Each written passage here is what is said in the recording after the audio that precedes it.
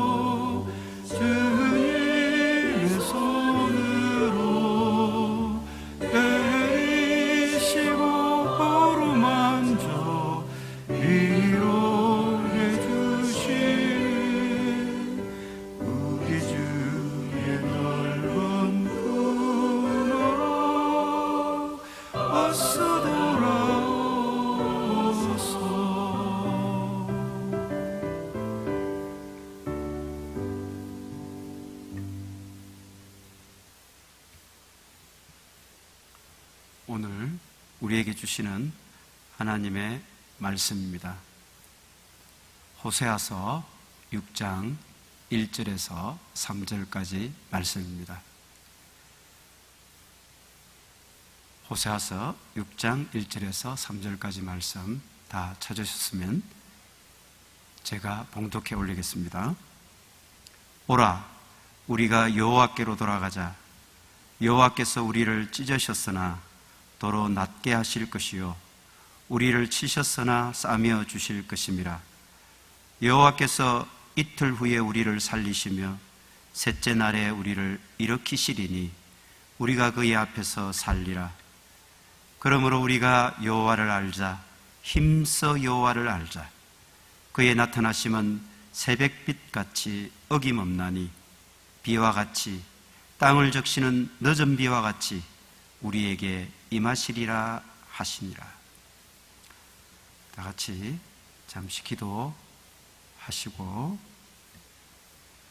하나님 말씀을 같이 나누도록 하겠습니다. 하나님 아버지 감사합니다. 비록 우리가 몸은 떨어져 있지만 이 시간 우리의 영과 혼으로 하나님 앞에 한 마음으로 예배자의 자리에 섰습니다. 하나님, 이 시간 우리의 온 마음을 주님께서 주관하여 주시고 주님께서 기뻐 받으시는 예배가 되게 하여 주시옵소서. 부족한 종이 주님의 말씀을 대언할 때 주님 입술에 성령의 권세를 허락해 주시고 주님께서 이 시간 말씀하시고자 하는 말씀을 대언할 수 있도록 인도하여 주시옵소서. 감사드리며 예수님 이름으로 기도드립니다. 아멘. 오늘 본문에 등장하는 호세아 선지자는 아모스 선지자와 요나 선지자와 함께 북이스라엘에서 활동했던 유일한 선지자입니다. 아무래도 우리가 본문 말씀을 더 잘 이해하기 위해서 좀 더 그 시대적 상황을 이해하는 편이 더 필요하리라고 생각합니다. 다윗과 솔로몬이 통일 왕국을 통치하고 이끌어간 이후에 주전 931년 북쪽의 10지파를 중심으로 해서 여로보암을 따라 북이스라엘이라는 왕국으로, 그리고 남쪽의 유다와 베냐민 지파를 중심으로 해서 남유다라는 왕국으로 이렇게 분열이 되게 됩니다.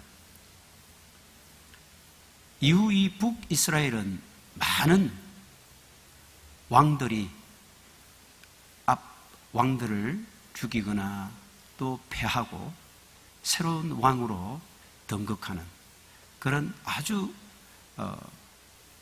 많은 왕조의 탄생이 반복되어지면서 결국은 여로보암 2세에 이르게 됩니다.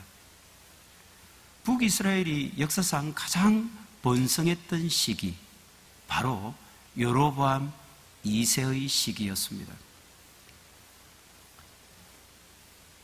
이때 활동했던 선지자는 아모스 선지자와 오늘 본문에 등장하는 호세아 선지자입니다. 복동이자 뽕나무 농사꾼이었던 이 아모스 선지자는 이스라엘 백성들을 향해서 정의가 하수같이, 공의가 물같이 흐르는 사회가 되어야 한다, 이것을 촉구했습니다. 그래서 불의를 던져버리고 우리 모두가 여호와의 말씀을 준행하고 여호와의 말씀대로 모든 그 삶의 틀을 바꾸어야 한다고 촉구했습니다.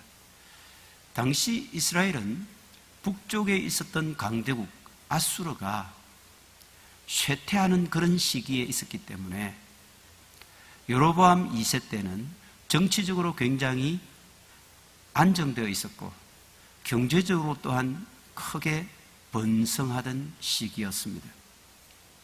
그러다 보니까 이스라엘 백성들은 아모스 선지자가 외치는 이 외침을 참으로 시대착오적인 노인네가 찌꺼리는 의미 없고 공허한 메아리쯤으로 그렇게 치부하고 말았습니다. 그들의 경제적 번성, 그들의 정치적 이 평안 속에 사실은 그들의 나라가 멸망되어지는 씨앗이 자라고 있었다라고 하는 사실을 끊임없이 이 아모스 선지자는 경고했건만 그들은 누구 하나 이 선지자의 외침에 귀를 기울이지 않았다는 것입니다. 그리고 이 여로보암 2세의 40년간 통치가 끝나갈 무렵 또 한 명의 선지자가 등장합니다. 바로 오늘 저희들이 읽었던 본문의 호세아 선지자입니다. 하나님께서 얼마나 다급했으면 같은 왕 때 두 명의 선지자를 통해서 이 이스라엘 백성들에게 그 화급함, 그들의 그 멸망의 목전에 선 그 운명을 그렇게 안타깝게 하나님께서 생각하시면서 그들에게 이렇게 선지자를 통해서 말씀하셨을까요? 호세아 선지자를 통해서 하나님께서는 이스라엘 백성들이 하나님을 떠나 이방 신전에서 그 우상을 섬기는 배신자가 되어버렸다, 이 메시지를, 고멜이라는 음녀를 취하여 결혼해서 그녀와 함께 살도록 그렇게 호세아 선지자를 명하여 그로 하여금 그런 체험적인 깨달음을 갖도록 하셨습니다. 호세아는 하나님 명령에 순종해서 그 부정한 여인, 그 음녀인 고멜과 결혼해서 세 자녀를 낳게 됩니다. 첫 아들은 이스라엘, 둘째 딸은 로루하마. 로루하마의 뜻은 긍휼히 여김을 받지 못한 자라는 뜻입니다. 그래서 여러분 보고 계시는 그 성경의 밑 관주편을 찾아보시면 그렇게 설명이 잘 나와 있습니다. 세 번째 아들을 낳았는데 그 이름은 로암미, 곧 내 백성이 아니라 하는 의미의 뜻을 가진 이름을 각각 짓게 됩니다. 그래서 여우가 무자비하게 그 정적들을 처행했던 이스라엘이라고 하는 지명, 그것은 곧 장차 북이스라엘 백성들이 하나님 앞에 그렇게 징벌을 받아 적국 아수르의 칼날에 무자비하게 그들이 다 쓰러져 갈 것이라는 예언이요. 두 번째 낳은 이 딸의 이름이 긍휼히 여김을 받지 못했다라고 하는 로루하마라고 하는 이름을 붙이는 것은 곧 그들이 그런 상황에 처해 있을지라도 여호와 하나님의 그 긍휼을 입지 못하게 될 것이라는 것을 예언하는 이름이요. 세 번째 아들이 로암미라고 하는 내 백성이 아니라고 하는 의미를 지닌 것은 결국은 하나님께서 그 이스라엘 백성들을 다 외면하실 것이라는 의미를 지니고 있습니다. 오늘날 버전으로 우리가 바꿔보면 이 말씀은 영적 이스라엘이라고 할 수 있는 그리스도인들이 하나님을 섬긴다고 하면서도 물질주의와 기복주의라고 하는 세상 이념과 논리에 빠져 있다라고 하는 책망의 말씀입니다. 그렇다면 우리는 몇 가지 여기서 하나님 말씀을 통해서 우리가 몇 가지를 교훈 삼고 되새겨 볼 필요가 있을 것입니다. 첫 번째, 이스라엘 백성들은 왜 하나님을 떠나게 되었을까요? 그것은 하나님에 대한 지식이 없었기 때문입니다. 곧 하나님의 마음을 제대로 헤아리지 못했다라고 하는 것입니다. 오늘 본문 6장 1절 이렇게 말씀하고 있습니다. 오라 우리가 여호와께로 돌아가자. 여호와께서 우리를 찢으셨으나 도로 낫게 하실 것이요 우리를 치셨으나 싸매어 주실 것입니다. 여호와께로 돌아가자고 외치고 있습니다. 곧 이스라엘 백성들이 멀리 떠나 있다는 말씀이 되는 것입니다. 그래서 여호와가 그들의 참 생명의 주인이고, 그래서 그들이 여호와를 떠나서는 안 됨에도 불구하고 그들이 여호와를 떠나 멀리 떠나 있다는 것을 전제하고 있습니다. 왜 그들이 이렇게 떠나 있는지를 성경은 이렇게 말씀하고 있습니다. 4장 6절 말씀입니다. 내 백성이 지식이 없으므로 망하는도다.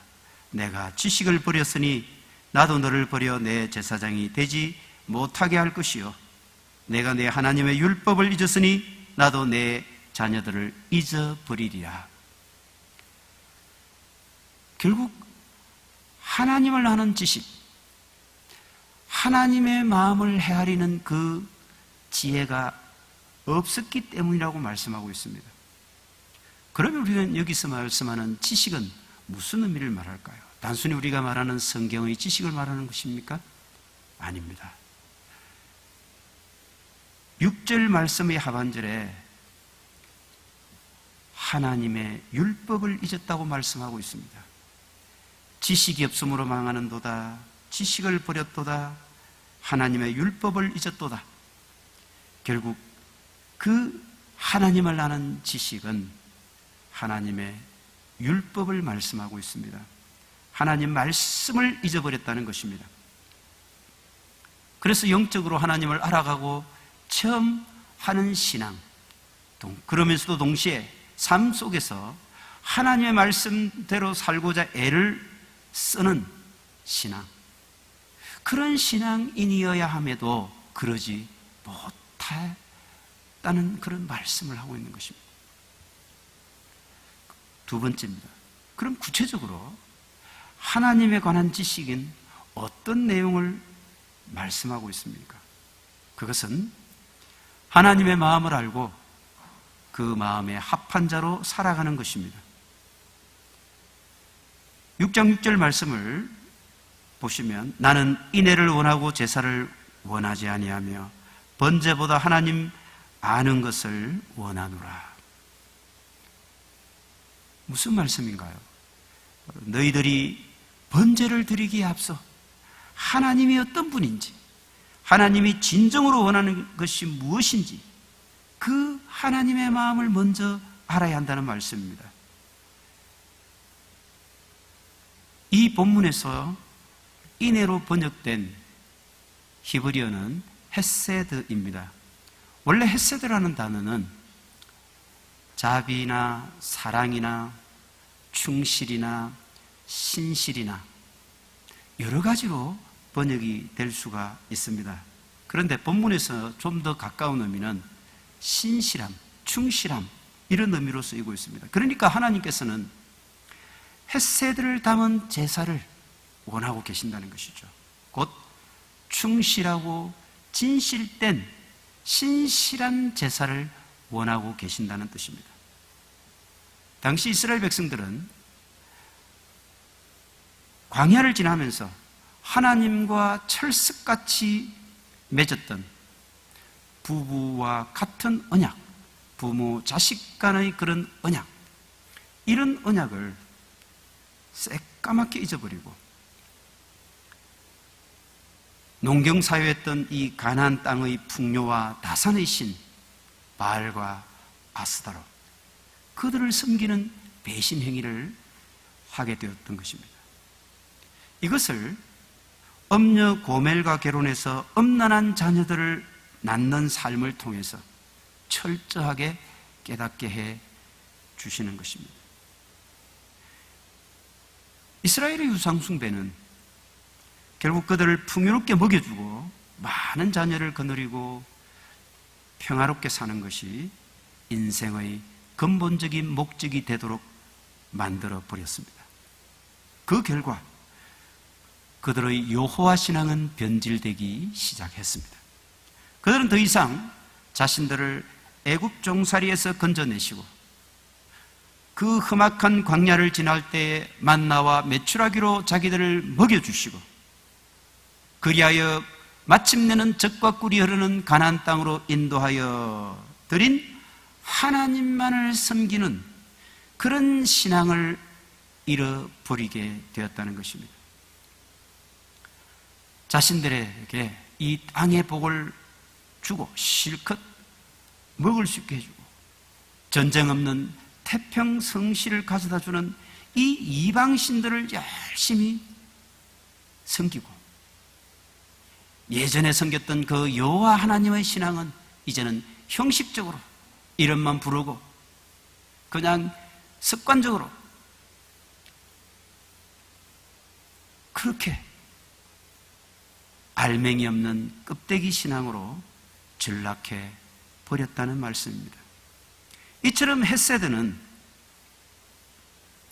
신실함, 곧 충실함이 없는 이 신앙생활이 얼마나 하나님의 마음을 아프게 하는지를 말씀해주는 중요한 키워드가 됩니다. 6장 4절 말씀입니다. 너희의 인애가 아침 구름이나 쉬 없어지는 이슬 같도다. 하나님께서 이스라엘 백성들을 향해서 하나님을 향한 그 이스라엘 백성들의 인애, 곧 헤세드, 그 신실함과 충실함이라고 하는 것이 얼마나 허망하게 변해버렸는지, 아침 구름 같은, 그리고 쉬 사라지는 이슬 같은 그런 신앙으로 변해버렸다고 하는 안타까움의 말씀을 던져주고 있는 것입니다. 왜 이들이 그렇게 아침 이슬같이, 아침 구름같이 쉬 없어지는 그런 신앙인으로 전락해버렸을까요? 그것은 그들의 마음속에 물질적 풍요와 이 땅의 복, 안락함, 이런 것들을 준다라고 하는 이 바알과 아스타롯, 이 우상들에게 그들의 모든 마음이 다 기울어져 있었기 때문입니다. 오늘날 하나님을 섬긴다고 하는 우리들의 모습은 어떨까요? 하나님을 섬기고 예수님을 믿는다고 말을 하면서도 실제로는 물질적으로 우리를 더 잘 살게 해주는 재물, 그리고 이 땅의 복, 이것을 우리가 인생의 목표처럼, 삶의 목적으로 그렇게 살아가고 있지는 않을까요? 지금 우리의 기도 제목을 한번 돌아보시기 바랍니다. 하나님, 오늘 저와 가족들이 이만큼 먹고 살만한 물질, 그런 성공을 누리게 해 주십시오. 저에게 꼭 필요한 것은 건강의 복입니다. 그러니까 하나님, 모든 백마를 다 나에게서 물리쳐 주시고 내가 건강하고 장수할 수 있도록 도와주십시오. 그것이 다 되면 하나님은 별로 크게 필요 없으니까 하나님은 저 구석에 좀 제가 다음번에 필요할 때, 호출할 때까지 하나님은 그냥 저 구석에 계셔 주십시오. 이런 내용의 기도입니까? 아니면 다른 것 다 없어도 하나님 한 분이면 족합니다. 나에게 돈은 없어도 예수 없이는 저는 살 수가 없어요. 그러니 예수님, 내 인생의 주인이 되어주셔서 내가 영원한 생명의 나라 천국에 이르기까지 저와 교제하고 동행해 주십시오. 이런 기도의 제목이 되어 있습니까? 여러분, 지금 우리의 기도를 돌아보시기 바랍니다. 세 번째, 하나님을 아는 지식, 곧 그 마음에 합한 자가 되는 길은 무엇일까요? 6장 6절 말씀을 한 번 더 제가 봉독하겠습니다. 나는 인애를 원하고 제사를 원하지 아니하며 번제보다 하나님 아는 것을 원하노라. 하나님은 분명히 제사를 원하시는 분입니다.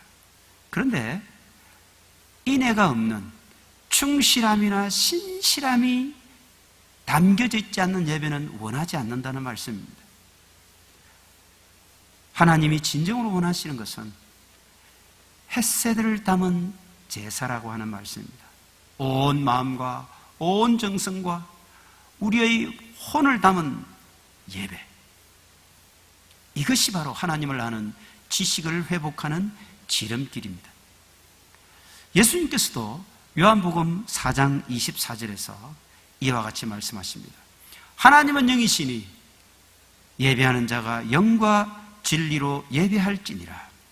개역 한글에는 신령과 진정으로 예배할지니라, 그렇게 되어 있지 않습니까? 예배는 우리의 온 마음과 정성과 우리의 혼이 바쳐진 그런 예배여야 된다는 것을 말씀하고 있습니다. 예배당에서 드리는 예배든 요즘처럼 온라인으로 드리는 예배든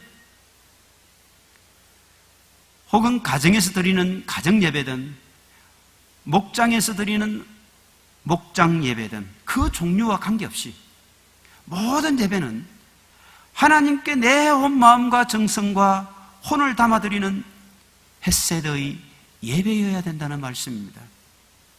이런 예배가 될 때 우리에게 치유와 회복의 역사가 일어나는 것입니다. 하나님을 아는 지식을 갖는 또 하나의 통로가 있는데, 그것은 일상 생활 속에서 헤세드를 회복하는 것입니다. 하나님의 사랑이 위에서 우리에게 아래로 내려올 때 그것을 우리는 은혜라고 말씀합니다. 그리고 그 사랑에 감격해서 우리가 그 감사를 위에 계신 하나님께 올려드리는 것, 그것을 우리는 충성이라고 말합니다. 위로부터 내려오는 이 하나님의 은혜를 받아 누리기만 하고 그 은혜에 감사하여 하나님께 올려드리는 이 충성, 이것이 없다면 그 사람은 이기적인 신앙인일 것입니다. 반대로 은혜를 전혀 누려보지 못하고 그 은혜에 감격해보지 못한 채 오직 충성, 충성, 충성만 외치는 사람이 있다면 그 사람은 형식적인 종교인일 뿐입니다. 따라서 우리는 하나님으로부터 내려오는 그 충만한 은혜를 누리고 그것을 감사하면서 동시에 하나님의 말씀에 순종하고 충성하는 참 신앙인의 삶을 살아야겠습니다. 그런 사람은 호세아처럼 비록 음녀조차도 끝까지 사랑하는 그런 사람이 될 수가 있을 것입니다. 네 번째, 하나님을 아는 지식을 갖게 되었을 때 하나님이 약속하신 축복이 무엇입니까? 우리가 하나님을 아는 지식의 통로는 첫 번째가 하나님 마음에 합한 자가 되는 것이라고 했습니다. 두 번째는 우리의 삶 가운데 헤세드를 회복하는 것이라고 했습니다.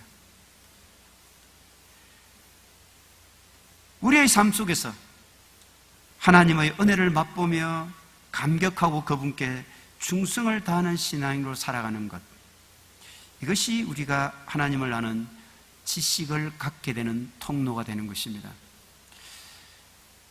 오늘 본문 6장 1절 말씀입니다. 오라, 우리가 여호와께로 돌아가자.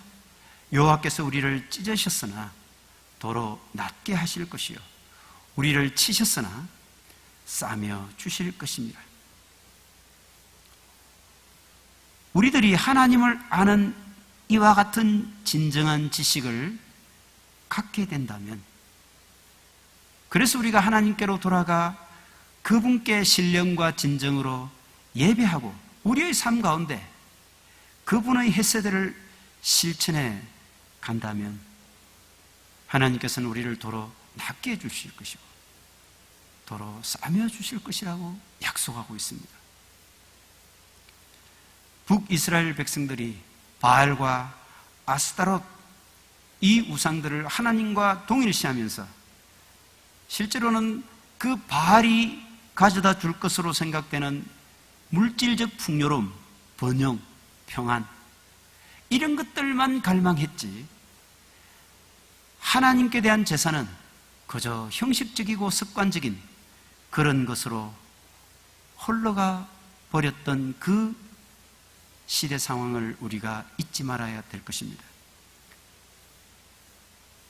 하나님께서는 아모스 선지자를 통해서 결국 이런 하나님에 대해서 껍데기뿐인 신앙을 가진 이 모든 이스라엘 백성들이 심판과 징계를 받게 될 것이라는 메시지를 선포하게 하셨습니다. 그리고 이어서 호세아 선지자를 통해서는 그런 심판과 징계의 말씀과 더불어서 놀라운 것은 새로운 소망의 메시지도 우리에게 주고 계시다라고 하는 것입니다. 요즘 코로나 사태로 전 세계가 공포와 두려움에 휩싸여 있습니다. 인간의 역사는 하나님의 경륜과 섭리에 달려 있음을 고백하는 그리스도인이라면 이 전쟁이나 금융위기나 그리고 전염병의 이 창궐과 같은 이런 모든 것조차 다 하나님의 섭리 속에 있음을 우리가 고백할 수밖에 없지 않겠습니까? 하나님은 왜 이런 고통을 주실까요? 이것은 이스라엘 백성들이 왜 그런 고통을 겪었을까요? 라고 하는 질문을 던져보면 답을 알 수가 있을 것입니다. 하나님이 고통을 당하는 것을 좋아하시는 분일까요? 결코 그러시지 않습니다. 하나님은 그가 사랑하는 그 자녀들이 참된 행복의 길, 참된 생명의 길로 다 돌아오기를 원하십니다. 그런데 세상의 물질과 풍요와 다산의 그 유혹에 하나님을 멀리하고 있는 이 이스라엘 백성들과 같은 오늘날의 그리스도인들, 그들을 위해서 하나님께서는 어쩔 수 없이 징계와 심판이라고 하는 회초리를 들고 계시는 것입니다. 하나님은 우리를 싸매어 도로 낫게 해주신다고 약속하고 있지 않습니까? 생각해보면 우리에게 의로움이라고 하는 것이 눈꽃만큼도 있겠습니까? 우리는 허물투성이요 죄악투성이의 존재입니다. 그런 나를 구원해 주시고 변함없이 나를 사랑해 주시는 햇새들을 베풀어 주신 분이 바로 하나님이십니다. 그것이 바로 고멜과 같은 우리조차도 음료로서 또 배신하고 또 배신하고 그래서 가출하고 또 숱한 다른 남자를 사귀는 이 신앙의 변절을 하는 우리조차도 사랑해 주시는 예수 그리스도의 사랑입니다. 6장 2절 말씀, 셋째 날에 우리를 일으키시리니 우리가 그의 앞에서 살리라. 셋째 날, 바로 예수 그리스도의 부활, 그 부활과 더불어서 우리 역시 허물과 죄로 죽었던 우리를 다시 일으켜주시고 살려주시겠다는 약속입니다. 6장 3절의 말씀 속에 우리가 여호와 하나님에 관해 그분의 진심과 깊은 속마음을 우리가 제대로 알기만 한다면 그분은 새벽을 알리는 빛과 같이 이른 비와 늦은 비와 같이 우리에게 어김없이 그분의 사랑과 공의와 자비와 은총이 나타날 것이라고, 그래서 우리를 도로 낫게 해 주실 것이라고 이렇게 약속하고 계시는 것입니다. 우리 모두가 그 약속의 수혜자가 되기를 간절히 소망합니다. 코로나의 시련 앞에서 우리는 하나님의 깊은 속마음을 이해할 수 있도록 힘써야겠습니다. 그리고 그분이 약속한 이 희망의 메시지, 소망의 말씀, 이것을 늘 되새기고 그 말씀을 붙잡고 살아가는 저와 여러분 되기를 간절히 축원드립니다. 기도하겠습니다. 역사의 주인이시며 그 역사를 주관하시는 하나님 아버지, 오늘도 고멜같이 늘 주님을 배신하고 실망시키는 허물 많은 저희들을 하나님의 무한하신 사랑으로 품어주시고 이끌어주심을 감사드립니다. 코로나가 창궐할수록, 경제적 위기가 심화될수록 하나님의 섭리와 경륜을 바라보는 저희들 되게 하여 주시옵소서. 모든 시련과 어려움 뒤에 예비해 두신 그 소망의 언약을 바라보게 하여 주시옵소서.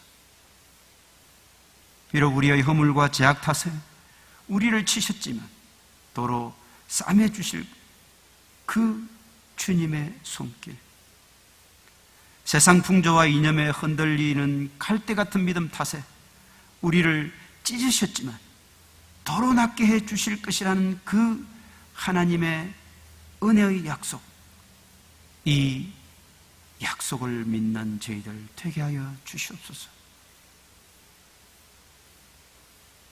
이제는 우리 인생의 참된 길과 진리와 생명이 되신 예수 그리스도의 크신 자비하심과 엄녀 같은 우리조차도 끝까지 포기하지 않으시고 생명길로 이끌어주시는 하나님 아버지의 무한하신 사랑하심과 성령님의 충만케 하심과 치유 회복케 하시는 은혜가 이 시간 예배자로 고개 숙인 모든 주님의 백성들 머리 위에, 그들의 가정과 일터, 그리고 코로나로 힘든 나날을 보내는 주님의 모든 자녀들 위에 지금부터 영원까지 함께 하시기를 간절히 축원하옵나이다. 아멘.